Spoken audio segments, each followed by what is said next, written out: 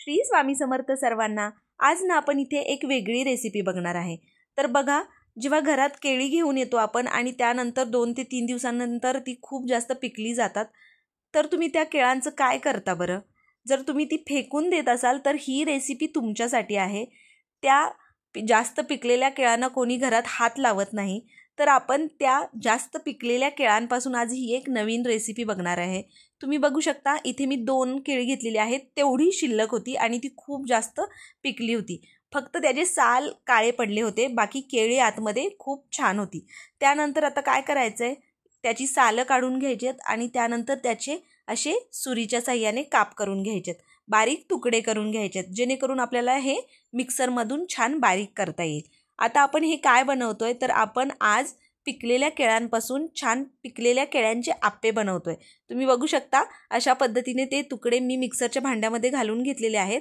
त्यामध्ये तुम्हाला आवडीप्रमाणे साखर घालू शकता, कमी गोड आवडत असेल तर कमी घाला, जास्त आवडत असेल तर आवडीप्रमाणे कमी जास्त साखर करू शकता।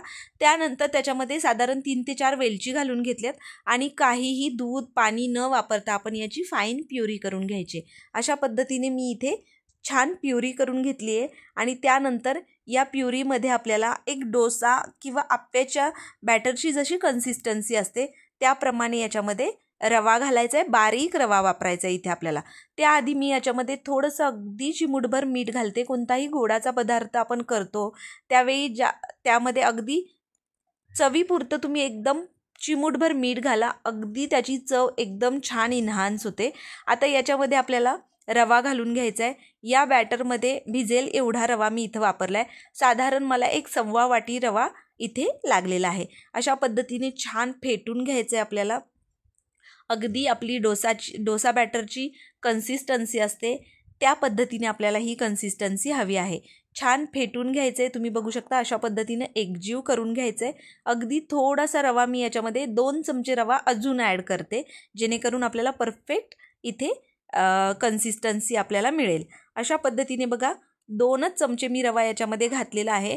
आता संपूर्ण या रेसिपीमध्ये मला 1 ते 1.25 वाटी बारीक रवा लागलेला आहे आणि रवा वापरताना बारीकच रवा वापरायचा आहे। तुमच्याकडे जर नसेल अवेलेबल तर जो जाड रवा आहे तो मिक्सरमध्ये तुम्ही एकदा फिरवून घेऊ शकता। आता त्यानंतर आपल्याला याच्यावर झाकण घालून द्यायचं आहे आणि हे जे आपलं बॅटर आहे आप्यांचं ते आपल्याला एक 10 ते 15 मिनिटांसाठी रेस्ट करायला ठेवून द्यायचं आहे, जेणेकरून आपण याच्यामध्ये रवा वापरतोय तो रवा छान फुलतो आणि त्यामुळे आपले आप्पे छान हलके आणि मस्त होतात।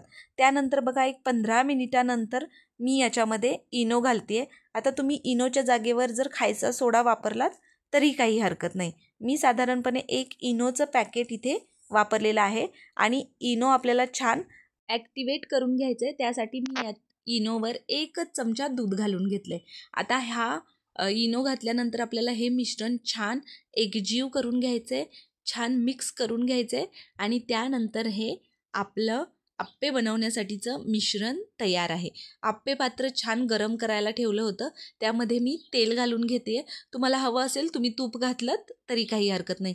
अशा पद्धतीने छान तेल घालून घ्यायचे। सगळ्या ज्या आप्यांचे मोल्ड आहेत त्याच्यामध्ये मी तेल घालून घेतलं आहे आणि त्यानंतर आपल्याला हे आप्पे घालून घ्यायचेत। आता हे आप्पे घालत असताना तुम्ही गॅस एकदम मंद आचेवर ठेवा, जेणेकरून ते आतमध्येपर्यंत छान वाफवले जातील, शिजले जातील। तुम्ही बघू शकता अशा पद्धतीने आप्पे आपल्याला हे घालून घ्यायचे आहेत आणि 2 ते 3 मिनिट आपल्याला एका बाजूने छान खरपूस भाजेपर्यंत हे आप्पे एका बाजूने भाजून घ्यायचे। त्यानंतर याला उलटून आपल्याला दुसऱ्या बाजूनी घालून घ्यायचे। अशा पद्धतीने संपूर्ण आप्पे पात्रामध्ये मी इथे आप्पे घालून घेतलेले आहेत आणि त्यानंतर एका बाजूने आपल्याला याला 2 ते 3 मिनिट छान खरपूस भाजून घ्यायचे। त्या अगोदर आपल्याला आप्यांवरून थोडं तेल सोडायचं आहे, कडेला थोडं तेल सोडायचं, जेणेकरून आपले आप्पे इझिली निघू शकतील। तुम्ही बघू शकता किती छान आणि एकदम मस्त फुललेत। मी सगळीकडे छान तेल सोडून घेतलेलं आहे। आता आपण याला पलटून घेऊया। तुम्ही बघू शकता एका बाजूनी परफेक्ट छान गोल्डन ब्राऊन रंगावर आपले आप्पे छान खरपूस असे भाजलेले आहेत। सेम याच पद्धतीने आपल्याला दुसऱ्या बाजूनीही त्यांना छान भाजून घ्यायचे। काहीतरी वेगळी रेसिपी आहे ही, पण खूप छान लागतात. तुम्ही एकदा नक्की ट्राय करून बघा. अशा पद्धतीने एका बाजूनी उलटून घेतलेले आहेत. आता तुम्हाला दुसऱ्या बाजूनी दाखवते. परफेक्ट दोन्ही बाजूनी खरपूस असे हे आपले आप्पे भाजून झालेले आहेत आणि आता हे आप्पे आपण काढून घेऊया. छान आतमध्येपर्यंत मस्त हे छान भाजले जातात. एकदम छान हलके फुलफुलीत आणि मस्त चवीचे हे आप्पे तयार होतात. तर तुम्हाला ही पिकलेल्या केळांपासून बनवलेल्या आप्यांची रेसिपी कशी वाटली मला कमेंट करून नक्की सांगा. आणि जर तुम्हाला ही रेसिपी आवडली असेल तर आपल्या आदिश्री रेसिपी चॅनलला सबस्क्राईब करा. त्याचबरोबर बेल आयकॉनही प्रेस करा, जेणेकरून इथून पुढे येणाऱ्या नवनवीन रेसिपीच्या नोटिफिकेशन्स तुम्हाला मिळतील आणि त्या छान छान रेसिपीज तुम्हाला ट्राय करून बघता येतील. चला तर मग आदिश्री रेसिपी चॅनलला सबस्क्राईब करा. थँक्यू.